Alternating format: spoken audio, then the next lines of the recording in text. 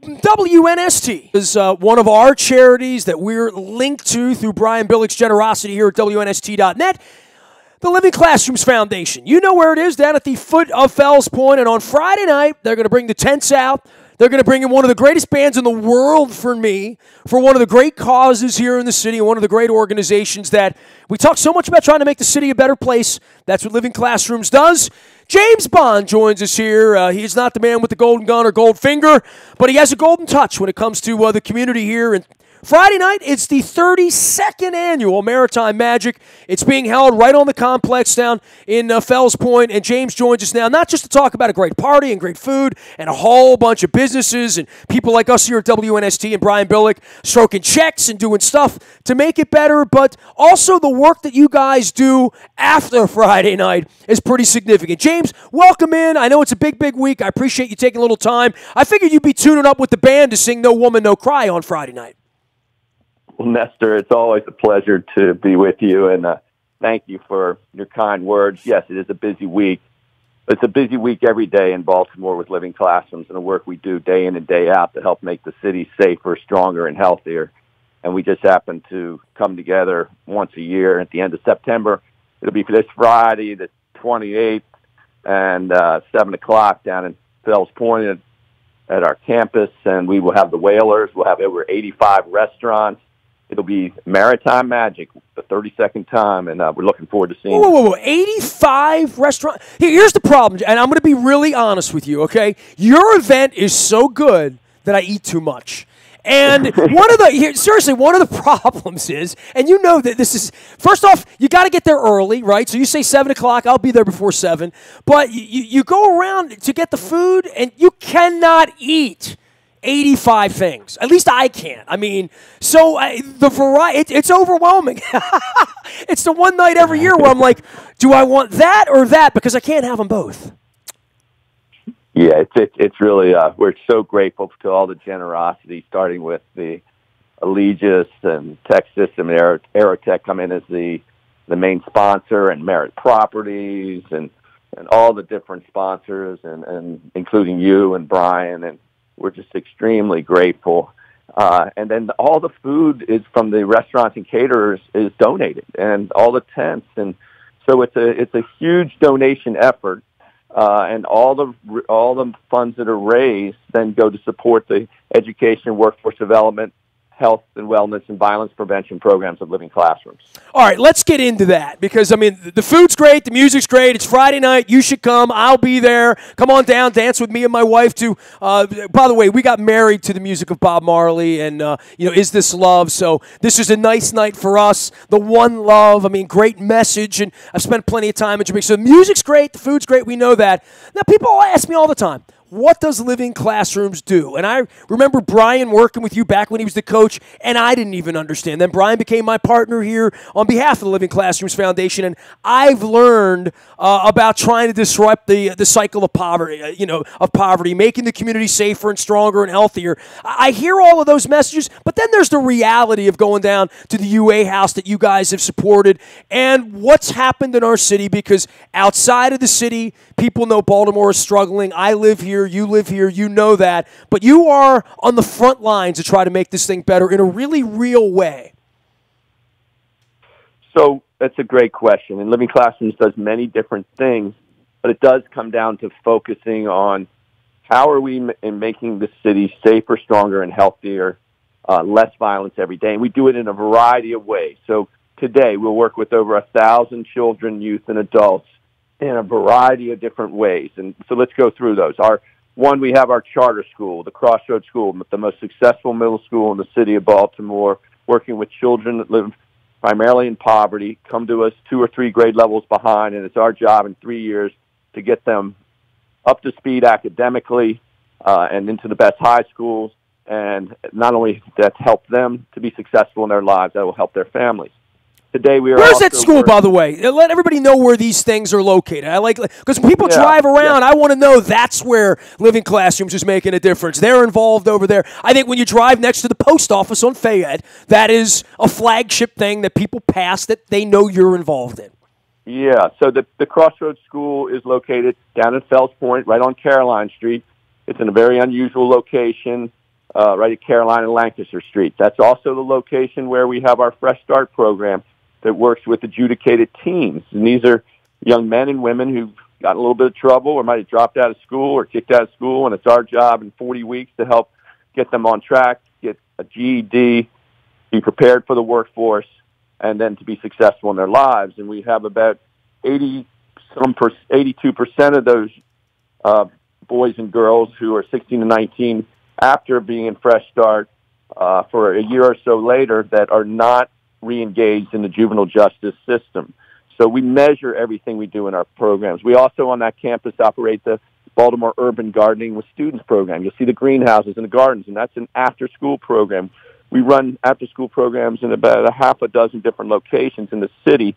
You've got to have safe places for kids to get off the streets, to have a healthy meal, to work on homework, to have loving adults that are sharing skills with them, not only academic, but we also operate a sports league called Be More Athletic League. Started with one school by Chaz Ackley, our program director of the Target Investment Zone, about 6 years ago. We now have over 1,000 kids in that, 1,000 middle school kids in that league in 20 different schools.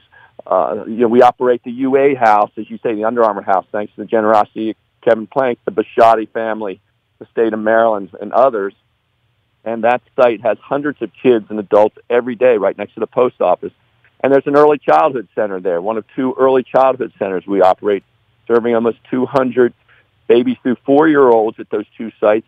But not only serving the children, the babies through 4-year-olds, it's serving their brothers and sisters at our sites and our schools, serving their parents who might be 16, 17, 18, the grandparents who might be in their 30s, the great-grandparents in their 40s in our job training programs. And so it's a multi-generational approach, Nestor, to disrupting the cycle of poverty.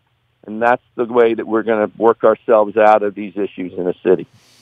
James Bond is joining us here. He is one of my favorite people. He is over at the Living Classrooms Foundation. You can give, you can volunteer, you can donate, you can be a part of this. You can come on Friday night and dance and eat from 85 restaurants, although I don't recommend eating everything from all 85, and especially if you want to get down to the Wailers into the night as the stars shine over Baltimore down in Fells Point. That's this Friday night. It's the biggest event of the year, but the other 364 days of the year, what I want to focus on, James, I'm going to be focusing more on this moving forward, especially as the Orioles lose their relevance. And I've talked to folks about the city. I live in the city. I've lived here for 15 years, but I've worked in the city for the better part of 34 years, almost every day of my life. And I sense that people are quitting on the city. You know, I'm not going to go to a game. It's unsafe. I don't want to go down there. I don't want to come into the city for go to a restaurant. When I hear that from people in Bel Air, when I hear that from people in Westminster or Hunt Valley or Towson or Ellicott City or any of the other places that need this city to be strong, we can't abandon the city. And one of the things that I would say that you do, and at a 100,000-foot level, that would be my message if I ran for mayor, which would be we need better people here. You know, we need people to be better people. We need people to care more. We need better educated people, but we need kindness, and we need people to look out for other people here. And I think that that's a message that has gone lost, which is the people in the county, well, we don't care about the people in the city. Well, if the city goes to rot, we're all going, the whole region will rot. Baltimore is the aorta. You know, it's the heart of everything that goes on in Maryland, and it can't be abandoned. And I really tip my cap to people like you, and I hope to people like me moving forward that will continue to stay vested in this. I'm invested here. You know, I own property here. I own a business here. Ethically and spiritually, I'm vested here. But I do sense that some people are at that point where they're looking at the queue and the quit and saying, I'm not gonna invest there anymore. I'm not gonna invest my time there. It can't be fixed. And that's when you lose hope, you lose everything, man. Well, what you say is there is a prevailing attitude that we're all trying to combat, and you're exactly right, Nestor. The city is the aorta, it's the central, it's the heart of the region, and as the city of Baltimore goes, so will the region. And as we all have to, together, whether we live in the county or in Roland Park or in Little Italy or wherever we might be living in this area, it's important to have empathy for our fellow man and woman and to do the right thing. And so at Living Classrooms for 33 years, we're focused on working with children. We're focused on working with youth. We work with more returning citizens, ex-offender, than any other community-based organization in the state of Maryland. I've been doing it for 23 years with our Project Serve program, where we do things like clean 4,000 properties a year. We are helping with the promenade around the waterfront. We are helping men and women get skills and then be successful in the workplace so that they don't have to return to negative behaviors that got them in trouble in the first place. If Living Classroom wasn't doing what we were doing day in and day out, the city would be a lot worse off. And frankly, we see hope. We see so many tremendous things happening each day where boys and girls are doing the right thing, where families are working hard, where we are operating schools that are being successful, where we have now 3 community centers, 3 fields that are working with boys and girls that want a successful life. And so it's really up to all of us to shoulder in and really to double down to help the city. The stats are we're up 15%. We're down 15% as far as crime and murders, and we need to do better. But for instance, we're going to be expanding our safe streets, scaling our effort. Tell me about Safe Streets, by the way. That's a program that you have an initiative on. I want to educate everyone about what you're doing. Yeah, we brought Safe Streets to Baltimore 10 years ago. From the model comes from the Cure Violence model in Chicago, and it is looking at violence and shootings and killings as almost like a disease that spreads. And we all read it. When someone gets shot and killed in the city from a gang member or something, then there is retaliation, and it spreads. So one of the ways to stop this disease of shooting and killings is to interject people that are respected and are from the communities and who can mediate the disputes that leads to shootings and killings. So what does that mean? So every night, like tonight from 6 till 2 in the morning, Gardnell Carter and our team, we will have 6 people out in some of the most dangerous areas of East Baltimore just walking the streets. All they got their cell phone and their orange Safe Street shirt, Nestor, and their job is to understand where the violence might be happening, where the beefs are starting to stir up, and to get in the middle of it and to help calm people down, put the guns down. And if you're asking somebody to put the gun down, you've got to give them something in return, such as a job training program like Project Serve, where they can earn a living legally and so forth. So we've had over 200 mediations last year that could have led to shootings and killings. We are going to be scaling that Safe Streets effort, doubling it very soon. We're waiting for the announcement from the mayor, and that's just going to be one of 3 sites that hopefully provide more safe streets around the city to help reduce shootings and killings. That's very, that's just yes, we need a strong police force, but it's these grassroots efforts like Safe Streets that have been proven and measured by Dr. Daniel Webster year in and year out from Hopkins that are proved successful. Well, once the police come, there's already been an incident, right? You're trying to keep the police out of there by keeping the trouble. If there's no trouble, there's no police, right? Yes, sir. And it's the same thing with our community centers at the UA House or the Powerhouse. Last Thursday we had an event with Ray Lewis there at the Powerhouse, which is in the middle of Perkins Home, the largest public housing site in East Baltimore, at our Powerhouse. And there has now become the first resiliency hub in a public housing community in the country. And through our Power 52, you may have seen Ray wearing his Power 52 hat on at the game on Sunday. Ray Lewis and Rob Wallace and Cherie and Living Classrooms have come together to create this program to train young adults to get skills in the solar industry and to get jobs. And then some of those graduates have now put solar panels on the top of our community centers, and we have battery backup. So if the grid goes down like it did in August when it was really hot, there is a place where kids can be out of the elements, and we have electricity for 72 hours, and the seniors who need oxygen can come in and plug in, and et cetera. So Ray was with us there 2 days ago. Justin Tucker was at our UA house for the afternoon. Was fabulous with the kids. So Adam Jones will be at the Oriole game on Saturday night with receiving a $100,000 check from the Orioles, and Adam. So these athletes are stepping up, and they're partnering with Living Classrooms because they know that we're producing results. and we're excited about that.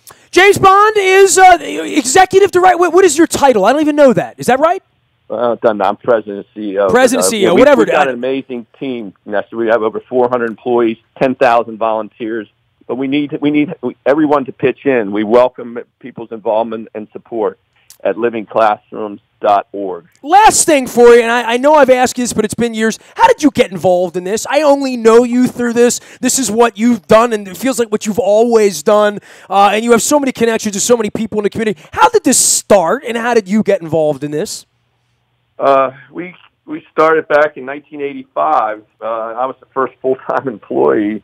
There was a couple teachers that had the idea to build the Lady Maryland. That's our first living classroom. How do you bring learning alive, make learning real, relevant, hands-on, experiential? And Dennis O'Brien, Tom Schuldeis, two McDonough school teachers, had this idea, and I was fortunate to connect with them as a volunteer, and then was hired as the first full-time employee as the education director, and then we've grown it quickly, over the years from there, and built a team and have a tremendous board of directors and incredible group of men and women who are dedicating their lives to helping the city of Baltimore and Washington every day. Well, you know I'll do anything for you in our partnership with Brian Billick, who's always been in. Now, Brian's 20 years in, almost. It'll be 20 years in a couple of months for him. Yeah. We've been after for about 11 years together. It's Friday night. It's Maritime Magic. It's the 32nd annual Maritime Magic. It's down at the Frederick Douglass Isaac Myers Maritime Park. That's at Thames Street or Thames, as they like to say in Fells. I still call it Thames because that's the way I see it. 1417 Thames Street in Fells Point, right on the end of the dock. 2,500 people. The Wailers are going to be there. It's all for a great cause, but it happens afterwards. So even after Friday, consider partnering with us with Living Classrooms. And I don't have you on often enough, and you and the group down there, but I want to make sure I give you some love. I'll see you on Friday night. I'll see you after that, and hope to get down to the UA Center with you at some point, doing some good work here going into 2019. Big appreciation for you, James. Thank you. Nestor, thank you. Thank you for all the great work you're doing, and we'll look forward to seeing you Friday evening. I better see your face out on the dance floor when the Wailers are doing it on Friday, all right? Don't leave me hanging out there looking like a fool, all right? I know how to dance reggae. I've been taught by the best. We'll see you on Friday night, all right? All right, Nestor. Thank you. Bro. Yeah, I'm part Jamaican. I mean, Robert Marley, his middle name was Nesta. Robert Nesta Marley. Anytime I tell anybody from Jamaica my name's Nestor, they're like, that is Bob Marley's middle name. I'm like, yeah. Maybe I'll put a Jamaica hat on here for the next week. The Wailers and the Maritime Magic folks and the Living Classroom folks all coming together Friday night. We hope to see you down there. You can find me out on the buyatoyota.com audio vault 24 hours a day from anywhere in the world on your mobile device by downloading the TuneIn radio app. We do come in crystal clear from anywhere in the world. By the way, all of our charity and community chats that we do are brought to you by Cole Roofing and Pfister Energy. Billy Cole joins us once a week. They do commercial and corporate spaces. We talk about solar panels. That's what they do at Pfister Energy and Cole Roofing. They are our partners. We try to present as many good stories as we can here at WNST.net. If you have one, toss me an email. I'd love to get it out on the internet. Tell your story. Nasty@WNST.net finds me. We are WNST.net, AM 1570, and WNST, Towson, Baltimore, and we never stop talking Baltimore sports.